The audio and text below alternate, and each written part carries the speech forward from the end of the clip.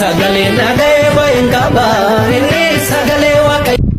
Dhaabadhume yaa mucaannan ofirra gadi taa'iti jechanan isin jedhu kanas sirriitti qalbeeffadhume si fayyada mee ofumarra gadi taa'iti na dhaggeeffadhu sababbiin isaa immoo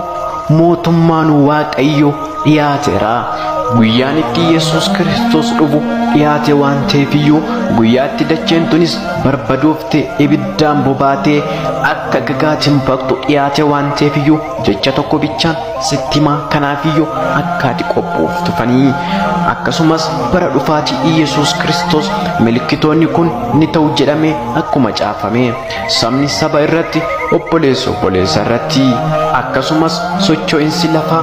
bakka garaagaraatti ni ta'a maarree milikkinniiwwan kun hundumti isaatiin ta'aatii jira durallee macaafa qulqulluu irraa dubbifneetiin bara dhumaa sanatti akkas ni ta'a jenneetiin yaadatiin turre barana garuu milikkitoonni kun hundumti isaa ta'aatii waan jiruufiyyuu dhufaatiin Yesuus Kiristoos kinoo ija keenyaan argaa waan jirruufiyyuu kanaafiyyuu qophaa'e Yesuus Kiristoos dhufee akkas hin dhabne gulana afachuu boru yookiin immoo bara dargaggummaa kiyyaa fixadhee tanan qophaa hin jedhinii amma yeroon itti